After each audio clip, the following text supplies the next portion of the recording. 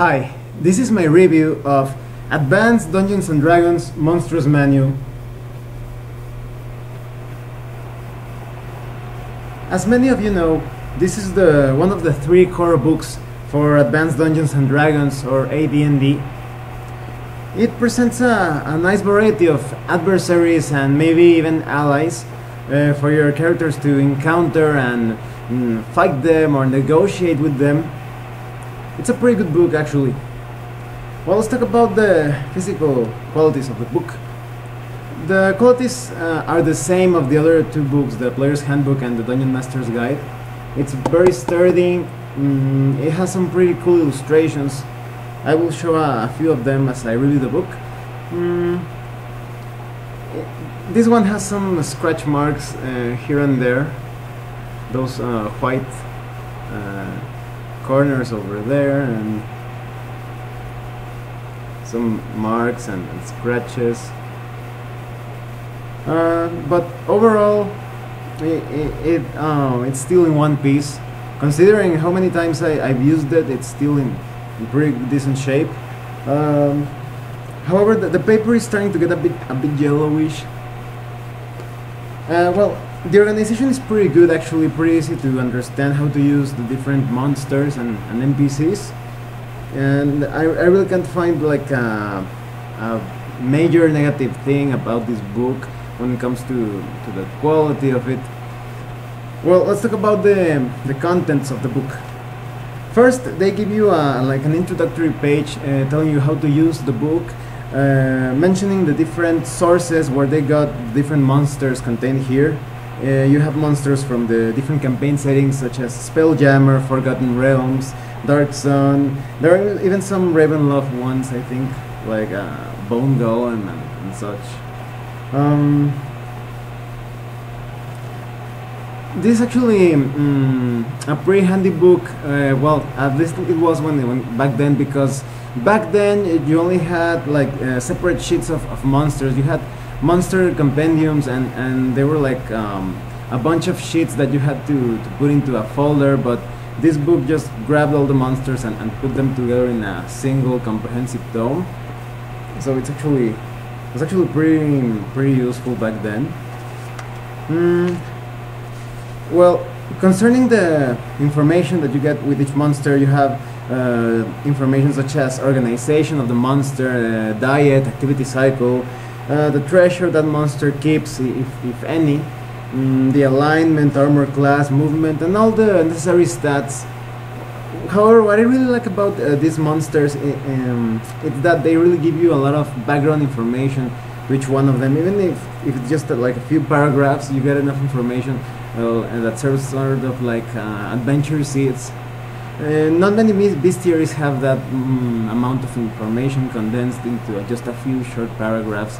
Some bestiaries just present you the stats and how to use a monster according to the rules of the game, but you don't get too much background information, and that's a bit disappointing. But this book gives you a lot of information, like the tribal organization of different monsters, goblinoids, different characteristics of dragons, etc. Well, let's go through a few of the monsters here. You have some pretty classic ones, like for example the Ankag and the Aboleth. The Aboleth is a pretty cool monster to use if you're a dungeon master, but it's a pain. It's very hard to face when you're a character, specifically like a lower level or mid-level character, because this monster has psionic abilities, and your character may end up being dominated by the Aboleth. You may even become sort of like a minion to the Aboleth, so that's a bit humiliating. Let's see. You have Basilisk. As you can see, the illustrations are pretty old school.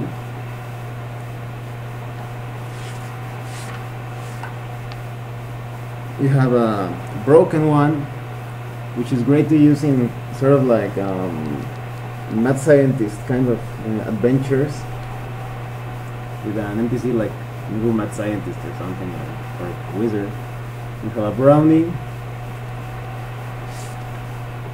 the Carrion Crawler, and I really had a lot of fun using this monster against a lot of my players, because the Carrion Crawler can paralyze its victims, and then it slowly eats them, eats away at their flesh. And sometimes I would make it as if the PCs made out of the encounter alive, but they had these scars because the Carrion Crawler had already chewed part of their ears, sort of like that. So this monster was quite creepy in a lot of my adventures. We have the Dracolich.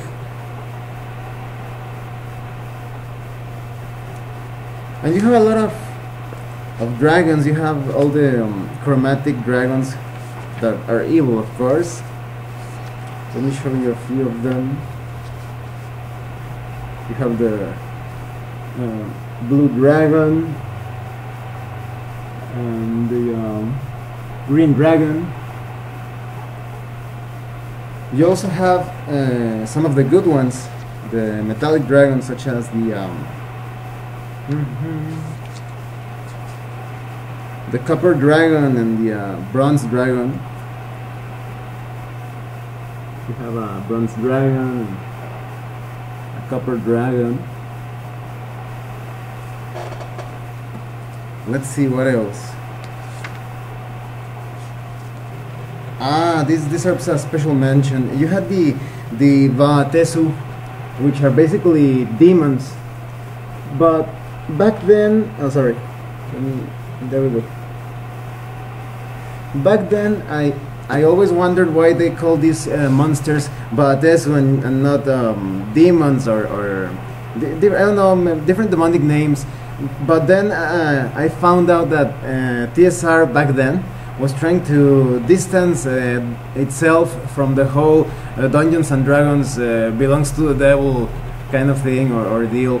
So they, instead of putting devils and demons, they usually put these some made up names such as Vatesu and Amnisu and Galugon and all those weird demonic names, but they were kind of like made up. I think most of them were made up, so the people won't associate Dungeons and Dragons with the devil and demons and all that. And I actually think it was pretty cool because I like the names that sound more original, because after a while there are a lot of RPGs that use demons and devils, and you start seeing all the same the Pitfiend and Erineas and all the same demonic names. And even though they stay true to the I don't know, the mythology of demons, it doesn't sound as original after seeing it hundreds and hundreds of times. So Vatesu was a nice change of, I don't know, it felt a bit more fresh, so to speak. You also have gem dragons that are usually neutral. Let's see if I can find a few of them.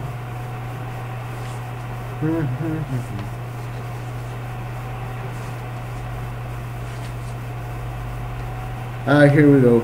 The Emerald Dragon and the Sapphire Dragon.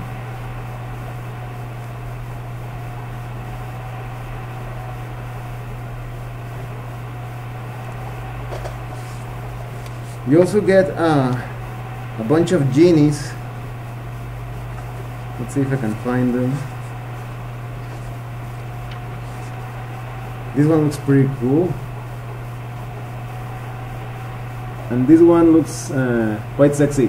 I remember that were a few illustrations of different ladies in this book that should have been, in my opinion, in those old TSR ladies of fantasy calendars.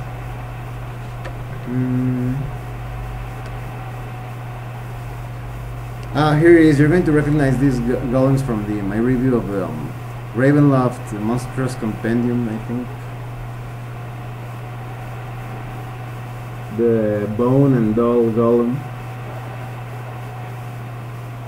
Gargoyle, and Glass Golem.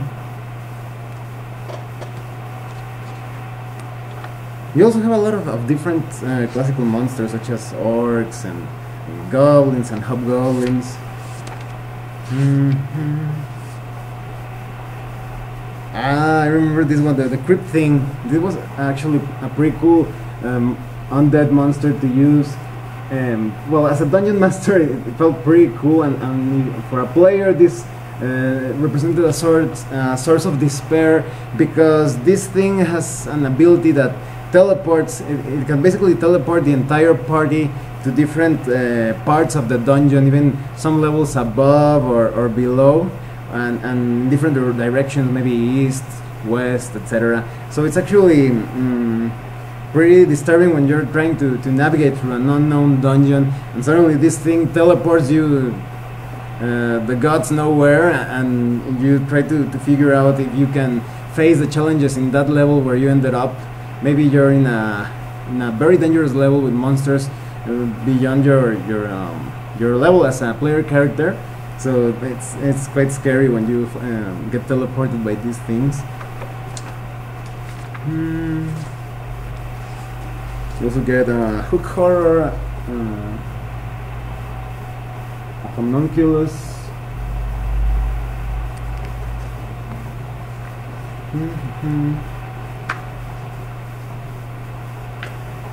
You get ogres as well.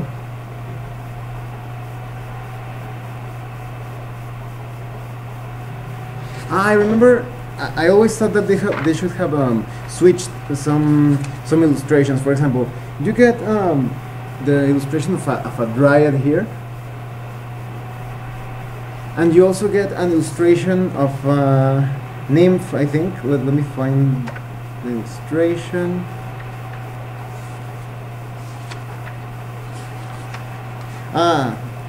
Here it is.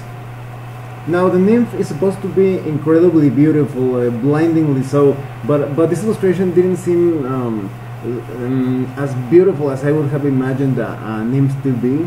So I don't know, maybe they could have made something better, or as I told you, switch it with the dryad illustration.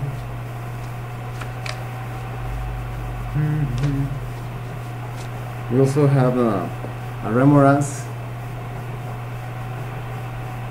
And a funny looking rat.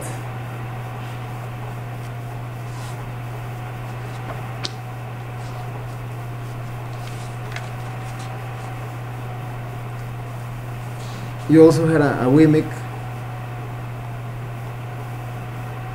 I remember a lot of my players always wanted to capture a Wimic cub so they could train it, and the monster will become sort of like a bodyguard when it grew older.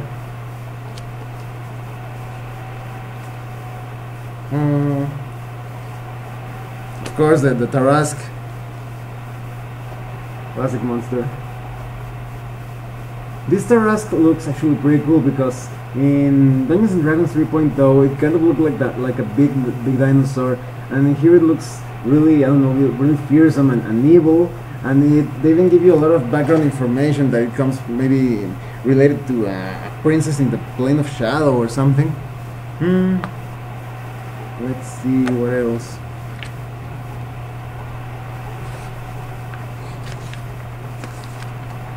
Oh, this illustration also looks pretty sexy. The Serene.